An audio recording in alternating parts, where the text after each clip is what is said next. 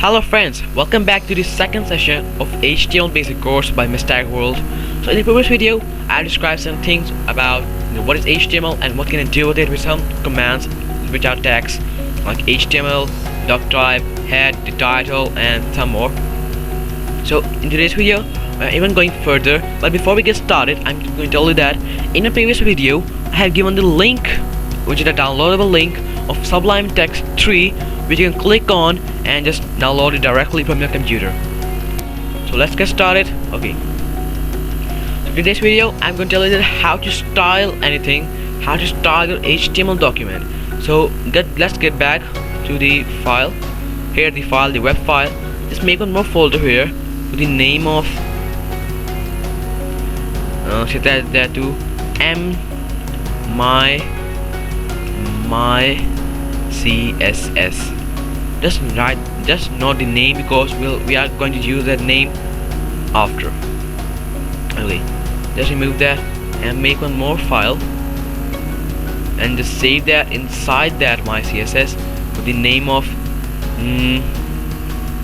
m.style, my style, or the style1.css.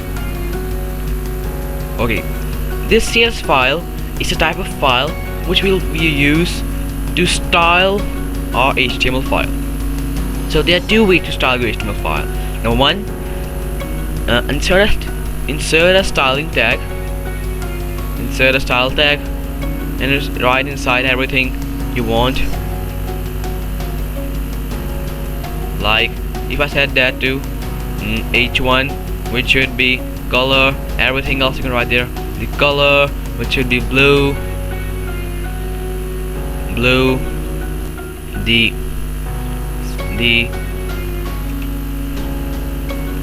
then you can set that the font family, which should be Century Gothic,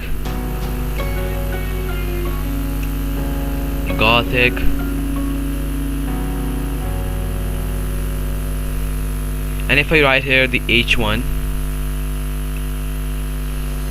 then to hello, and run your program. After saving it, you can see that it displayed hello with the font of Century Gothic. So if you are having a big HTML file, the style will make your work untidy and messy. So therefore we use the CSS, and it's mainly it does the work of it is to organize our work, organize our text. So if I just erase that and write that here h1, set the color to blue and save it, and save the HTML file to run the program again, is reversed. And what's the reason behind it?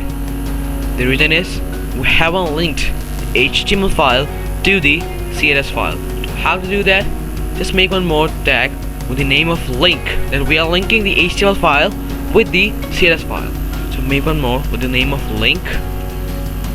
Just let it happen, and inside here write the name of the folder, my CSS, with a slash. Inside the my CSS, the name of style1.css. It's done now. And if you save the file, run the web browser again, you can see that everything's done. It's turning the blue color, which means now your HTML file is linked with your CSS file. Okay, so now I'm going to describe how you can make buttons. Right here, button, how to make buttons, button with a closing tab. Inside the button, if I write the h1, inside if I write welcome or download, a popular word, and save that again. Inside here write the h1 still like this, and run the program. You can see that it's displayed like this, download. Okay, you might think that how am I zooming in and out inside the web browser and in Sublime 2, there's a shortcut key which is Control and roll your mouse wheel. You can just zoom in and out. Here is the button displayed, the download button. So if you want the download button to action or anything, you can just go back again and link the href button again. You write here href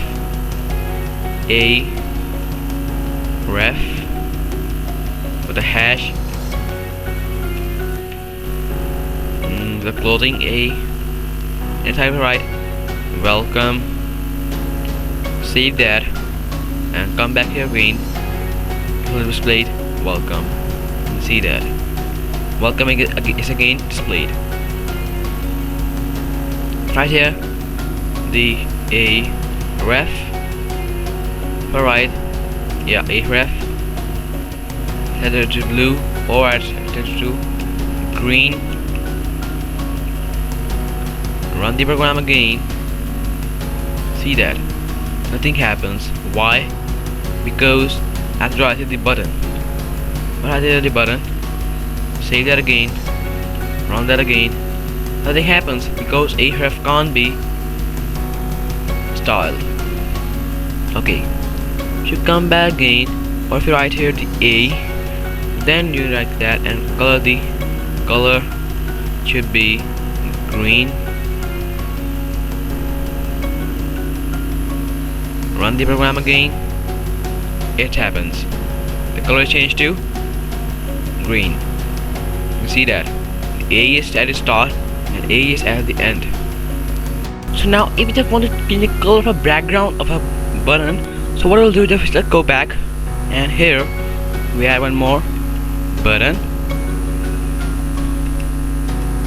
The background color, say that, no, it's not here. Background color, and set that to red. And if you run the program after saving it, and you can see that the background color is turned to red. Wow, it's looking nice. Okay, so it's done now.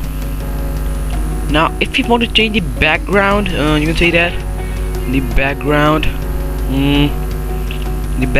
image, so just set that to body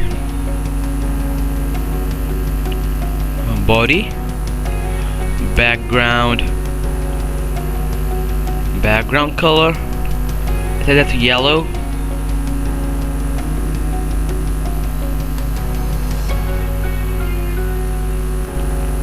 And if you run the program, you can see that the background color is turned to yellow.